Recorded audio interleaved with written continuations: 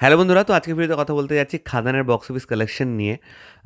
তো লাস্ট যে ভিডিওটা করেছিলাম তারপরে দেখলাম কমেন্ট সেকশনে ফেসবুকে প্রায় ৬ থেকে ৭ জন বিভিন্ন স্ক্রিনশট পাঠিয়েছে, বিভিন্ন লিঙ্কও পাঠিয়েছে নিউজ পোর্টালগুলোর।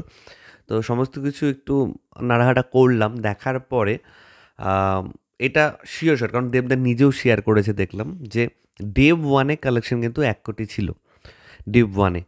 এবং ডে 2 তে যেহেতু স্যাটারডে পড়ে গেছে সে কারণে কিছু লোকের তো ছুটি। শুক্রবার, ফ্রাইডে হচ্ছে ওয়ার্কিং ডে ছিল।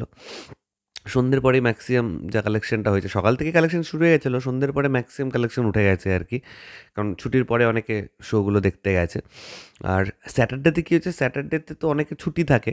আমারও ইনফ্যাক্ট ছুটি থাকে মাঝে, মাঝে স্যাটারডেতে। তো সেদিন কালেকশন ১ কোটিরও বেশি। এবং আজকে সানডে দেবদা কয়েক ঘন্টা আগে পোস্ট করে দিয়েছে, "we are sold out today." মানে আজকের টিকিট সব বিক্রি হয়ে গেছে।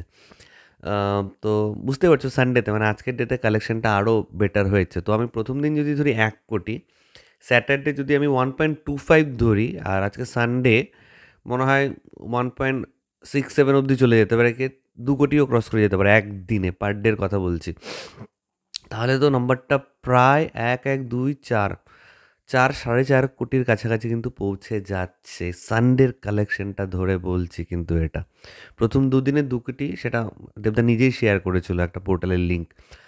আম তো মানে অনেক দিন বাদে একটা বাংলা সিনেমা এরকম একটা পিকআপ নিচ্ছে। আগে ২০০৯, ১০, ১১ বর্ষ সেই সময়টার কথা যদি বলি, বাংলা সিনেমা দেব হোক, জিৎ হোক, কোনো সিনেমা আসা মানে সেগুলো আরামসে মানে ৭-৮ কোটি তো চোখ বন্ধ করে কামাতো। লং রানে যে 50 ডেইজ, 100 ডেইজ, এই ডেইজগুলো যখন কমপ্লিট করতো তারা, কোনোটা ১০ কোটি, কোনোটা ১২ কোটি, ১৪ কোটি এরকম করে কালেকশন করেছে। তো আমার মনে হচ্ছে খাদান আরও একবার সেই সময়টাকে ফিরিয়ে আনছে। এবং আমি চাই খাদানের কালেকশন যেন আরও বাড়তে থাকে, আরও রানিং থাকে। কারণ ফার্স্ট উইকে একটা বেসিক্যালি একটা বেশি হাইপ থাকে, তারপরে ধীরে ধীরে পড়তে থাকে, শোজও কমতে থাকে। তো এই সিনেমাটা 75 ডেজ, 100 ডেজ তো যাবেই। অ্যাটলিস্ট ৫টা ১০টা হলে হলেও চলবে আর কি।